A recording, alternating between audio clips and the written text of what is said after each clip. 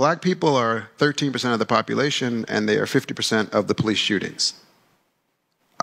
I'm sorry about that, but I don't know what that has to do with the question. We didn't find any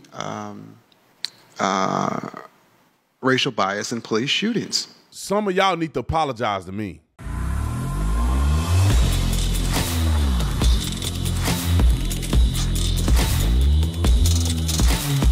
Video is brought to you by TatumStore.com. TatumStore.com. Get the merch link in the description section. If you love this shirt and you want it for free, all you got to do is get 2 hoodies. You get this for free.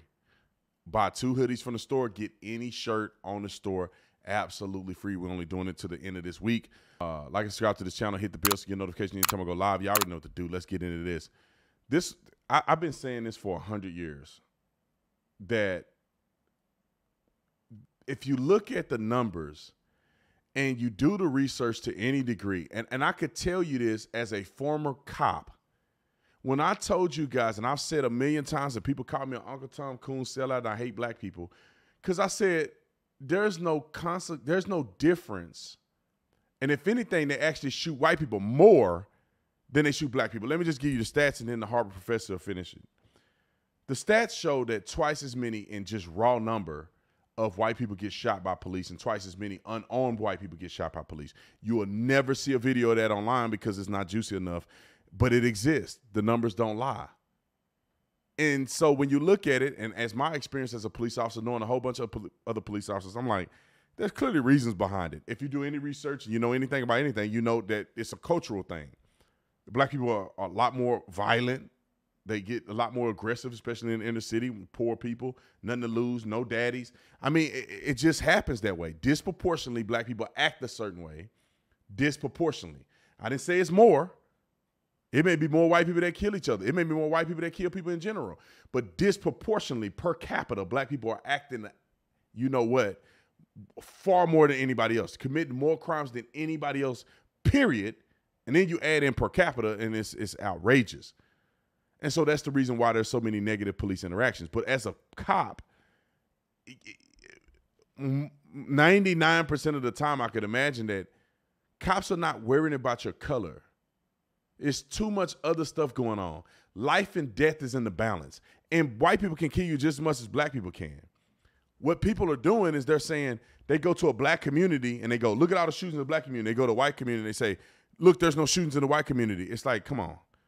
You got to compare in a community.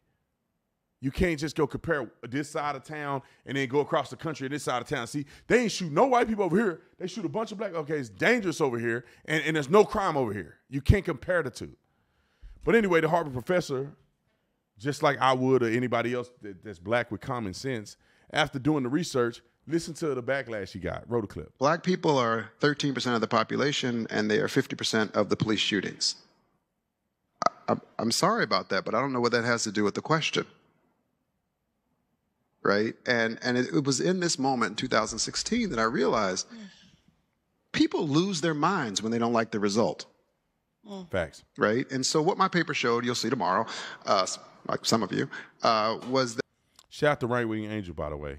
That, yes, we saw some bias in the low-level uses of force, every day pushing up against cars and things like that. People seem to like that result. But we didn't find any racial bias in police shootings. Now, that was really surprising to me because I expected to see it. The little-known fact is I had 8 full-time RAs that it took to do this over nearly a year. When I found this surprising result, I hired 8 fresh ones and redid it to make sure. They came up with the same exact answer, and I thought it was robust. And I went to go give it, and my God, all hell broke loose. It was a 104-page, dense, academic economics paper with a 150-page appendix, okay? It was posted for 4 minutes when I got my first email. This is full of shit. Doesn't make any sense. And I wrote back, how'd you read it that fast? That's amazing. You are a genius. And I had colleagues take me to the side and say, don't publish this.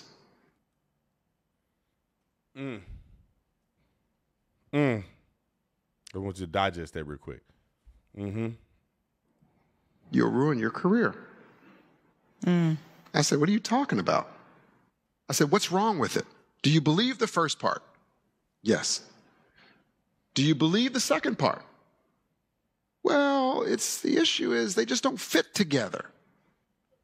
We like the first one, but you should publish the second one another time. I said, let me ask this.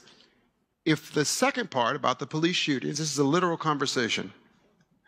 I said to them, if the second part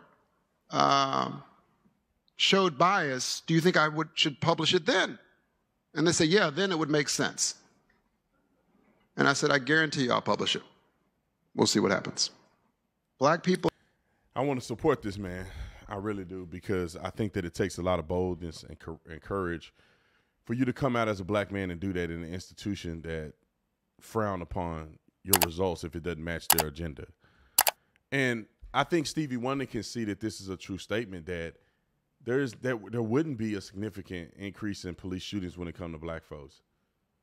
It just wouldn't. Everybody knows, man. Every time you turn on the video, I mean, somebody running, shooting, fighting, resisting, and doing all kind of stuff.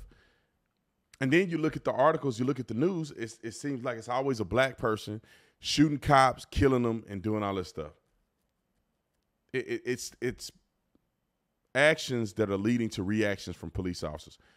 Police officers, generally speaking, are reactive. They're not proactive. A lot of times they're reactive. Do they desire to be proactive? Would they love to be proactive? Yes, but the nature of what police do is reactive, reactive, reactive. You're not calling the police before you get beat up. You call the police after you get beat up. After your husband come home and beat you for the umpteenth time, you call them after he didn't beat you up. It's not like you call him when y'all first met and say, hey, I'm kind of suspicious this guy may beat me one day. It's normally after all of it hit the fan, you having the worst day of your life, that's when police officers show up. So the necessitation or necessity of response comes from behavior and actions. And unfortunately, a culture of people in America have tons of negative interactions with police because of their actions. But I'm glad that the Harvard professor, what's his name, Fryer? It's Roland Fryer. Roland Fryer. Glad that he came out and said something. I'm glad he published the article. I may or may not read it. I don't know how long. He said 150-page appendix. I may read it at some point, but I think it's interesting to know. And once it's proven and it's out there and it's been verified, why do people still want to put it out there? Oh, I know Roland Fryer. I read the article about him doing this years ago. I remember that. I read an article about him doing this years ago, but this is obviously the published document. Maybe this is old. But I think it was good that he did it. And all the cop haters out there, they want to deny the truth because it don't fit their narrative. But anyway, comment in the comment section. Let me know what you think. I'll see you on the next one. I'm out.